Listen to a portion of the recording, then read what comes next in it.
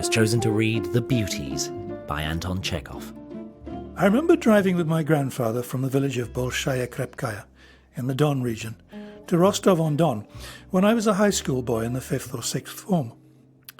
It was a sultry August day, exhausting and depressing. Our eyes were practically gummed up and our mouths were parched from the heat and the hot, dry wind that drove clouds of dust towards us. We did not feel like looking, speaking or thinking. When our dozing driver, a Ukrainian called Karpo, caught me on the cap with his whip while lashing at his horse, I neither protested nor uttered a sound, but just opened my eyes, half asleep as I was, and looked dispiritedly and mildly into the distance to see if a village was visible through the dust. We stopped to feed the horse in the large Armenian settlement of Bakhchi Salak, at the house of a rich Armenian whom my grandfather knew. Never in my life have I seen anything more grotesque. Imagine a small cropped head with thick beetling eyebrows, a beaked nose, long white whiskers, and a wide mouth with a long cherrywood chibuk sticking out of it. The small head has been clumsily tacked to a gaunt, hunched carcass arrayed in bizarre garb, a short red jacket and gaudy, sky-blue, baggy trousers. The creature walks about splaying its legs, shuffling its slippers, speaking with its pipe in its mouth, yet comporting itself with the dignity of your true Armenian, unsmiling, goggle-eyed, and trying to take as little notice of his visitors as possible. The Armenian's dwelling was wind-free and dust-free inside, but it was just as disagreeable, stuffy and depressing as the prairie and the road. I remember sitting on a green chest in a corner, dusty and exhausted by the heat.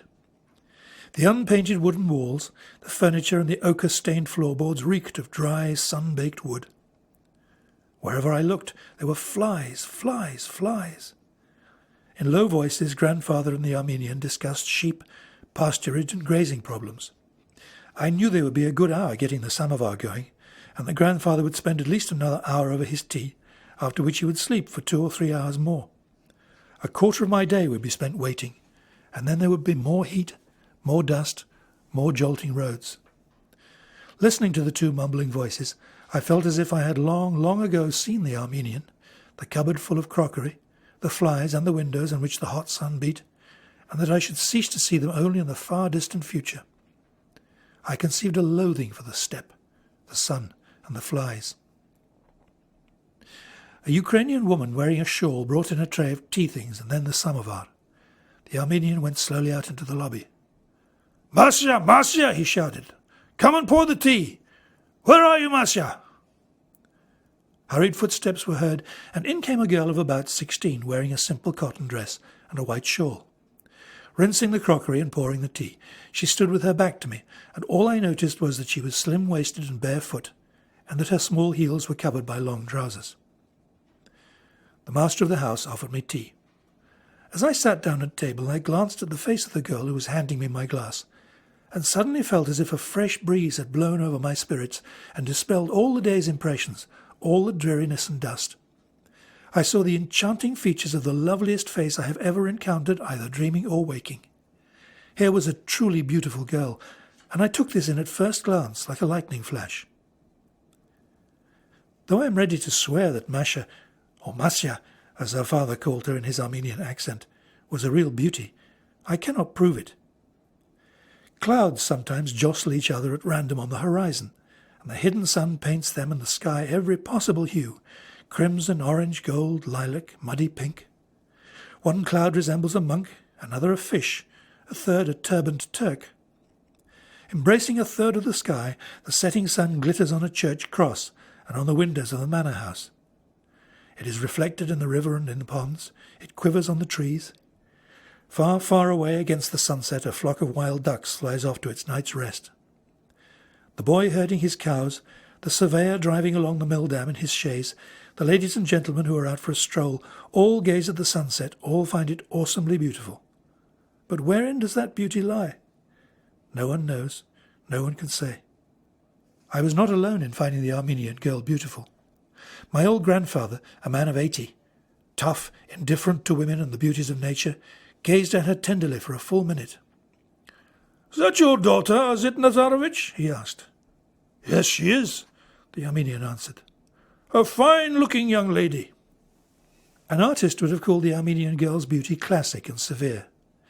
To contemplate such loveliness is to be imbued, heaven knows why, with the conviction that the regular features, that the hair, eyes, nose, mouth, neck and figure, together with all the motions of the young body, have been unerringly combined by nature in a harmonious whole without a single discordant note. You somehow fancy that the ideally beautiful woman must have a nose just like hers, straight but slightly aquiline, the same big dark eyes, the same long lashes, the same languorous glance.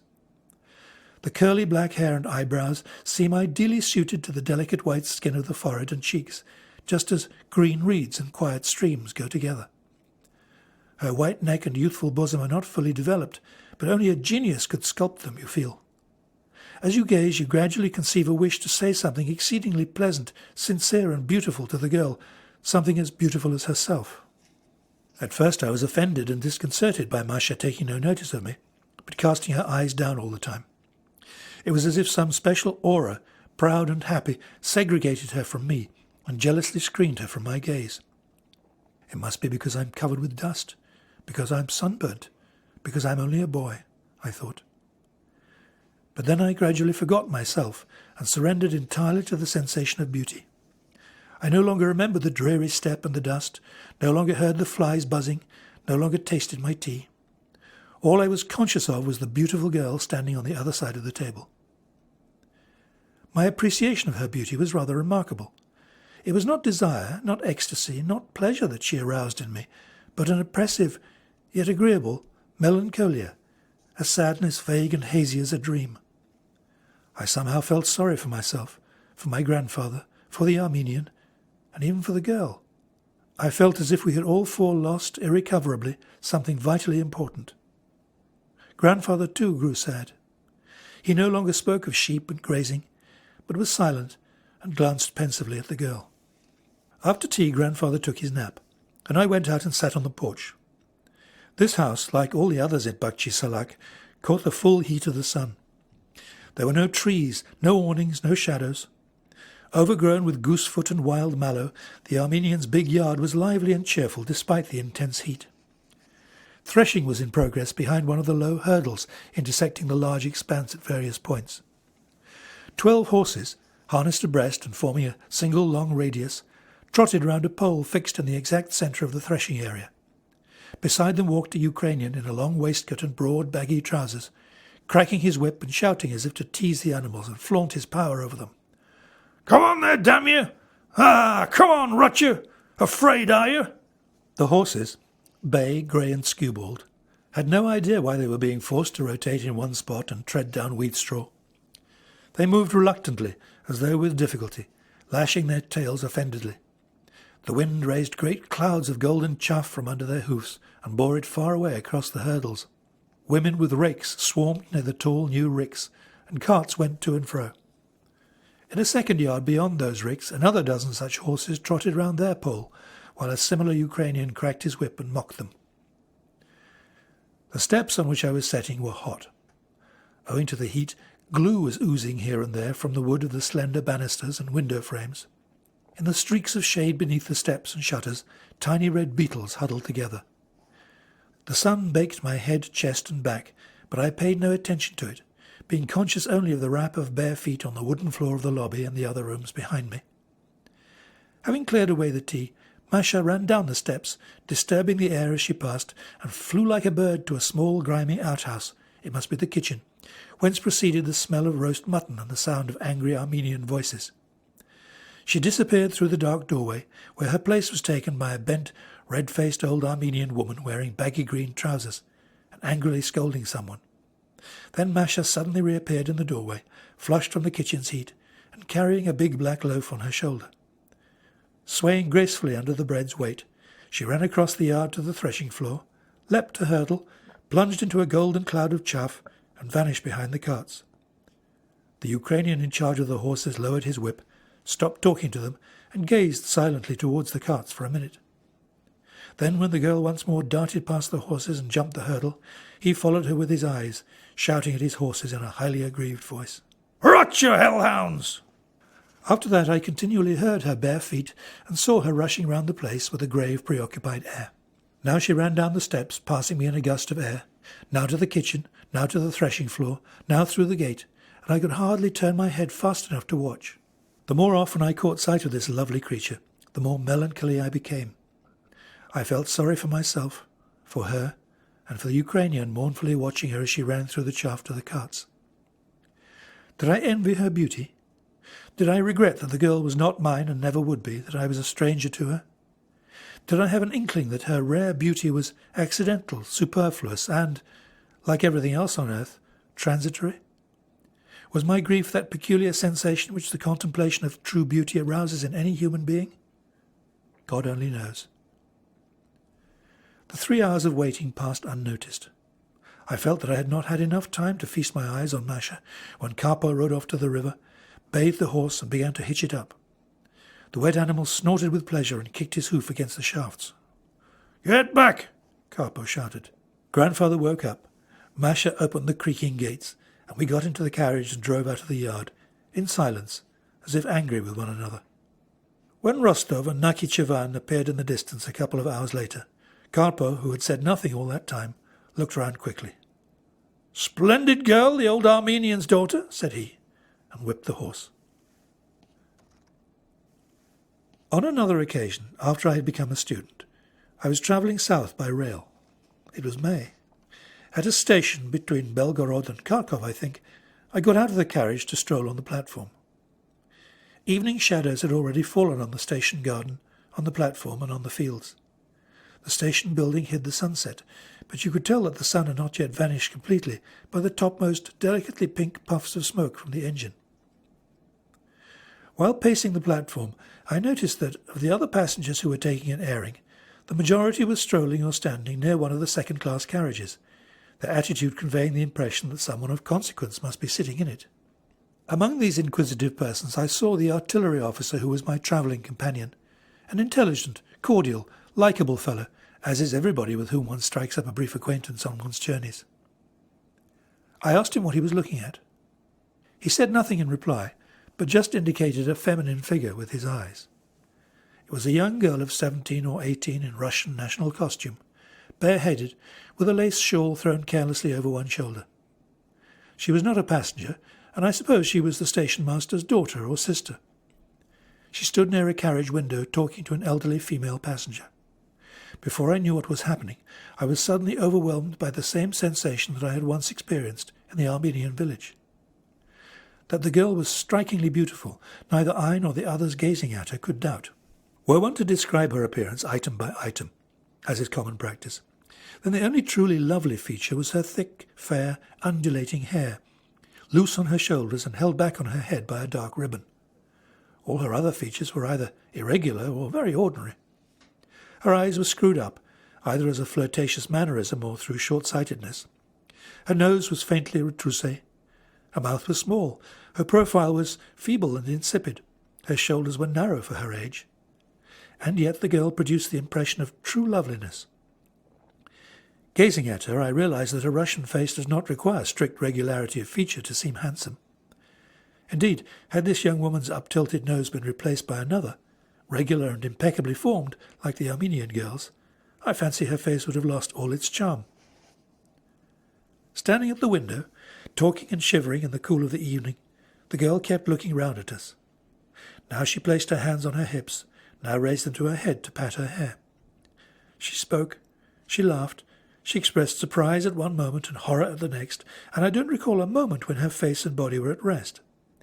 It was in these tiny, infinitely exquisite movements, in her smile, in the play of her expression, in her rapid glances at us, that the whole mystery and magic of her beauty consisted, and also in the way this subtle grace of movement was combined with the fresh spontaneity and innocence that throbbed in her laughter and speech, together with the helplessness that so appeals to us in children, birds, fawns, young trees. This was the beauty of a butterfly. It goes with waltzing, fluttering about the garden, laughing and merrymaking. It does not go with serious thought, grief and repose. Had a gust of wind blown down the platform, had it started raining, then the fragile body would suddenly, it seemed, have faded, and the wayward loveliness would have been dispersed like pollen from a flower. "Ah, well," muttered the officer, sighing, as we went to our carriage after the second bell. But what his interjection meant I do not pretend to judge. Perhaps he felt sad and did not want to leave the girl on the spring evening for the stuffy train. Or perhaps, like me, he was irrationally sorry for the lovely girl, for himself, for me, and for all the passengers as they drifted limply and reluctantly back to their compartments. We walked past a station window, behind which a wan, whey-faced telegraphist, with upstanding red curls and high cheekbones, sat at his apparatus. "I'll bet the telegraph operator's in love with the pretty little miss," sighed the officer. "To live out in the wilds under the same roof as that ethereal creature and not fall in love, it's beyond the power of man. And what a misfortune, my dear chap, what a mockery to be round-shouldered, unkempt, dreary, respectable and intelligent, and to be in love with that pretty, silly little girl who never pays you a scrap of attention. Or, even worse, suppose the love-sick telegraphist is married. Suppose his wife is as round-shouldered, unkempt and respectable as himself. What agony!" A guard stood on the small open platform between our carriage and the next.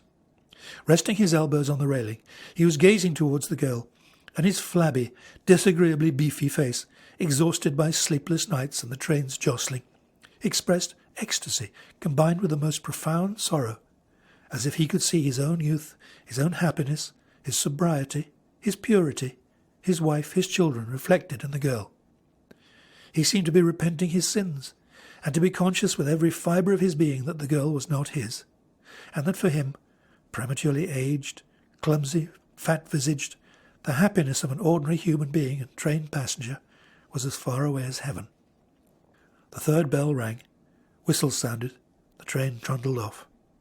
Past our window flashed another guard, the station-master, the garden, and then the lovely girl with her marvellous, childishly sly smile. Putting my head out and looking back, I saw her watching the train as she walked along the platform past the window with the telegraph clerk, then patted her hair and ran into the garden. No longer did the station buildings hide the sunset.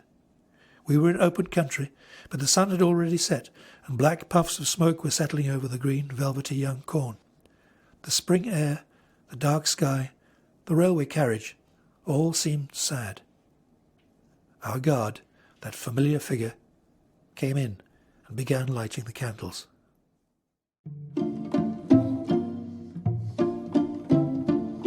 Philip Pullman reading The Beauties by Anton Chekhov.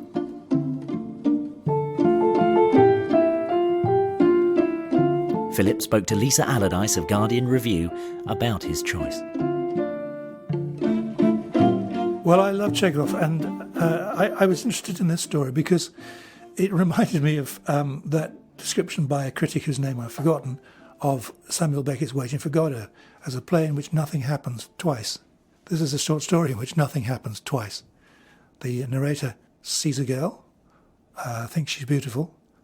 A couple of years later sees another girl, thinks she's beautiful, and that's it, nothing happens. But what a wealth of feeling, what a wealth of melancholy, what a wealth of precise and brilliant impressions of sun-baked steppe, of railway station under the pink light of sunset. It's such a vivid impression of things, and of the loveliness of these two very different girls. As you say, it in many ways it's very Chekhovian in the sense that it is very fluid, it's episodic. And it is all about the transitoriness of both beauty and happiness, isn't it? The poor boy, there are two instances, and it's not just the boy. In each case, there is a sort of second onlooker. There's the Ukrainian with the horses, and then there's the officer. And they're both looking at the girl, and the boy is looking at the man, looking at the girl. That's right. It's all about observation. It's all about these very transitory things. Both of these incidents take place in the course of a journey. So we're going from somewhere to somewhere else. We're not stopping anywhere. This isn't a destination. It's just somewhere on the way. And each of the two girls is associated in the story with the sun in one way or another. The first girl appears in the baking heat of midday, and the second girl is there on the station platform where the sun is just setting. And when the narrator has left the second girl behind, when he's on the train and the sun has set, the poor old guard, who's also looking after her with longing in his face, the beefy, disagreeable-looking guard, he comes in and lights the candles. Candle, of course, being a much lesser light, a light suitable to the smallness, perhaps, of what's ahead of us, rather than the brilliance of the outside sun, which was associated with these two girls, whom he'll never see again. this sense of melancholy and transitoriness, one thing that's come out over and over again is that the short story as a genre seems to be one of sadness, and you feel that here from the boredom at the beginning to the candle at the end. It's steeped in sort of inertia and melancholy, isn't Melancholy, certainly, yes. Well, that's Chekhov as well. I mean, there are humorous short stories. There are short stories that have all sorts of different emotional tones to them. But it is a genre which I admire very much without being able to do it myself. I've never really succeeded in writing a short story. I start one and find I've written the first 30 pages of a novel. So I can't talk as a practitioner of this great art, but it is a great art. And Chekhov was a master of it. And one of the things a short story does is to convey to you a mood, an impression of something, something like well, I once visited a rose grower in Lincolnshire, a person who made rose water and rose oil and so on. And I wanted to find out how he did this for something I was writing. And he said that it's really very simple. You pick the roses and you put them in a big vat of water and you boil them. And you distill the steam that comes out, and that's your rose water. But every so often, he said, you skim the top of the vat and take off the little tiny bit of oil that's concentrated there. And little by little, you skim off this rose oil and you put it in a tiny little bottle and you sell it for 50 quid. And what you got there in that little 50 quid bottle, one of which I duly bought, was essence, the most concentrated, intense essence of all that roseness in the afternoon air. So the short story is like that concentrated little bottle of rose oil. Chekhov has skimmed off the emotion that's lying on the top of these two little incidents and packed it tightly and put a stopper on it and put it in this perfect little short story.